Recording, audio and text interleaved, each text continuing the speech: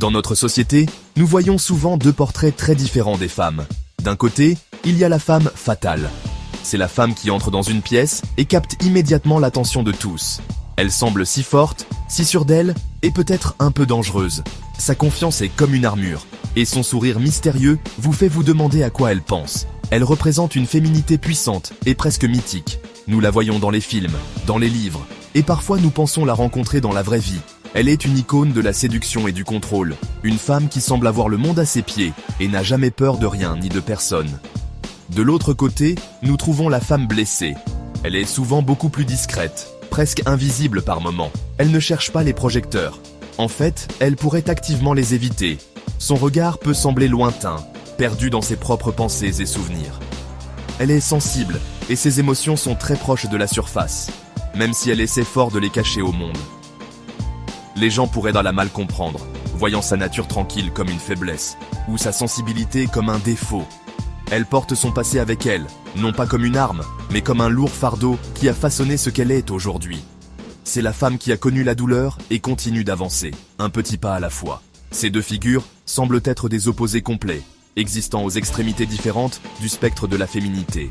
L'une semble conquérir le monde, tandis que l'autre semble être conquise par lui. La femme fatale incarne le pouvoir, tandis que la femme blessée représente la vulnérabilité. On nous apprend à admirer l'une et peut-être à plaindre l'autre. La société a créé ces cases simples, ces étiquettes faciles, pour comprendre la nature complexe des femmes. Mais ces portraits sont-ils vraiment exacts? Les femmes sont-elles vraiment si simples qu'elles peuvent être définies par un seul de ces rôles? Ou y a-t-il quelque chose de plus à découvrir derrière la façade?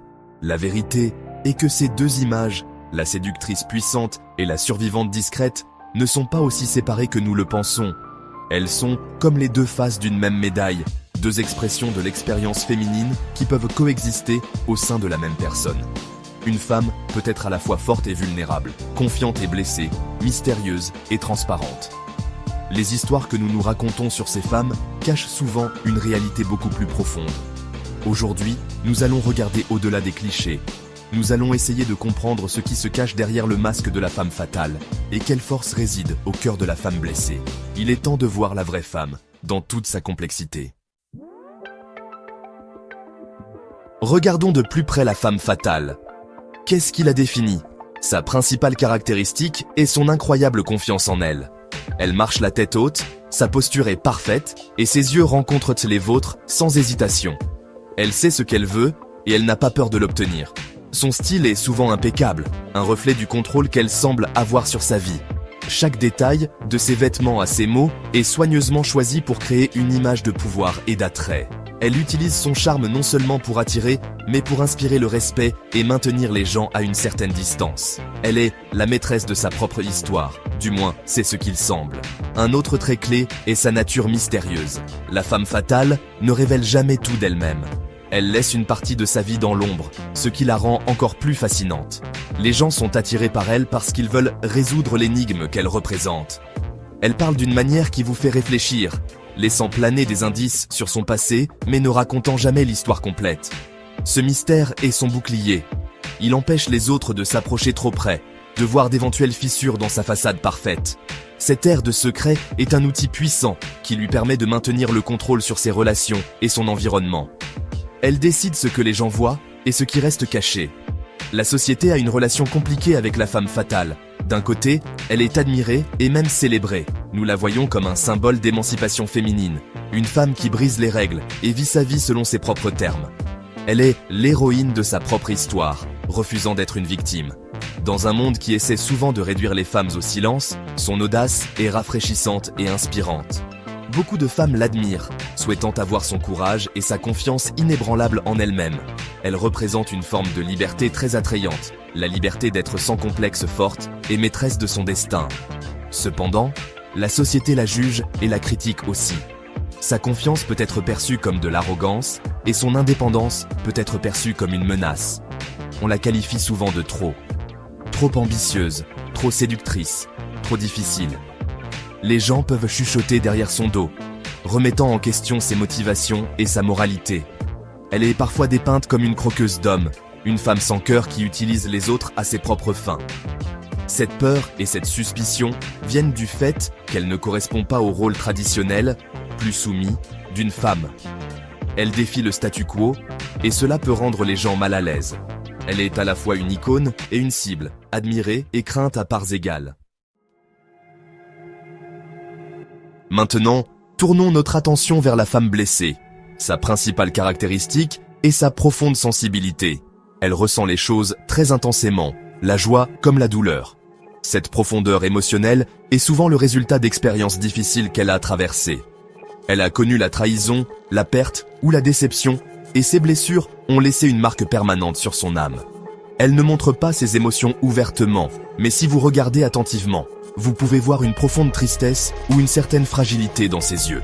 Cette sensibilité n'est pas une faiblesse, c'est un témoignage de sa capacité à ressentir et à se connecter au monde à un niveau très profond, même après avoir été blessée. Elle est souvent calme et réservée. La femme blessée n'a pas besoin d'être le centre d'attention. Elle trouve du réconfort dans la solitude et préfère les conversations significatives en tête-à-tête aux fêtes bruyantes et bondées. Sa discrétion peut être prise pour de la timidité ou un manque de confiance, mais c'est souvent un mécanisme de protection. Elle a appris à être prudente, à observer avant d'agir et à faire confiance à son intuition. Elle construit un monde intérieur sûr où elle peut traiter ses sentiments et trouver la paix. Son silence n'est pas vide, il est rempli de pensées, de réflexions et d'une vie émotionnelle riche que peu de gens ont le privilège de voir. Elle écoute plus qu'elle ne parle, ce qui en fait une personne très sage et empathique. La société comprend souvent mal la femme blessée. Elle est facilement étiquetée comme fragile, brisée ou trop émotionnelle. Les gens pourraient essayer de la réparer, sans se rendre compte que ces expériences font partie de ce qu'elle est. Sa nature tranquille peut être perçue comme un manque d'ambition ou de dynamisme. Dans un monde qui valorise l'extraversion et la performance constante, sa personnalité introspective n'est pas toujours appréciée. Elle est souvent négligée, son potentiel et sa force restant invisibles pour ceux qui ne jugent que par les apparences. La société a tendance à la plaindre, mais la pitié n'est pas ce dont elle a besoin. Ce dont elle a besoin, c'est de compréhension et de reconnaissance pour la résilience dont elle fait preuve chaque jour. Mais derrière son extérieur tranquille se cache une force incroyable et cachée. La femme blessée est une survivante. Elle a affronté l'adversité et est toujours debout. Ses blessures ne l'ont pas détruite. Elles l'ont rendue plus compatissante, plus résiliente et plus attentive à la souffrance des autres. Sa force n'est ni bruyante, ni ostentatoire, mais elle est profonde et inébranlable. C'est la force de se lever chaque matin et d'affronter la journée, même quand c'est difficile. C'est la force d'être gentille dans un monde qui a été cruel envers elle. Elle possède un courage tranquille qui est bien plus puissant que les démonstrations les plus bruyantes de confiance. Son passé lui a appris ce qui compte vraiment dans la vie. La vérité la plus importante est que la frontière entre la femme fatale et la femme blessée est souvent floue.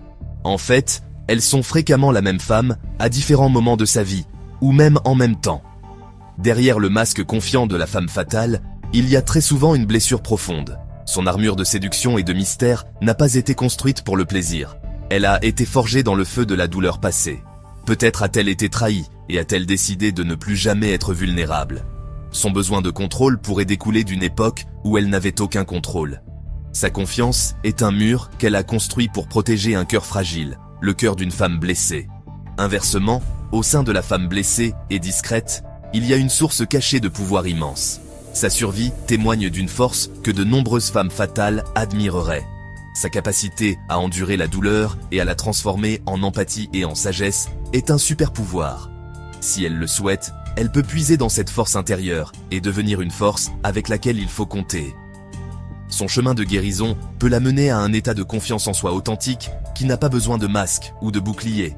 La femme blessée a le potentiel de devenir la version la plus authentique et la plus puissante d'elle-même, car sa force vient d'une expérience réelle et vécue. C'est pourquoi nous devons cesser de juger les femmes sur la base de ces étiquettes simples et trompeuses. Lorsque nous voyons une femme qui semble trop confiante et en contrôle, demandons-nous quelle histoire se cache derrière son armure. Montrons-lui de la compassion au lieu de la juger. Lorsque nous rencontrons une femme qui semble calme et fragile, cherchons l'incroyable force qu'elle doit posséder pour avoir survécu à son parcours. Offrons-lui du respect au lieu de la pitié. Chaque femme est un mélange complexe de force et de vulnérabilité, de joie et de douleur, de confiance et de doute. La réduire à un seul stéréotype, c'est nier son humanité. En fin de compte, l'objectif est d'embrasser toutes les facettes de la féminité. Une femme a le droit d'être séductrice un jour et vulnérable le lendemain. Elle a le droit d'être une leader dans une salle de réunion et de pleurer en regardant un film triste. Elle peut être à la fois une femme fatale et une femme blessée, car être une femme, c'est être magnifiquement complexe. Créons un monde où les femmes n'ont pas à choisir entre être fortes ou être sensibles, mais peuvent être célébrées pour être les deux. Acceptons toutes les femmes, dans toutes leurs nuances, et honorons les vérités cachées qu'elles portent en elles.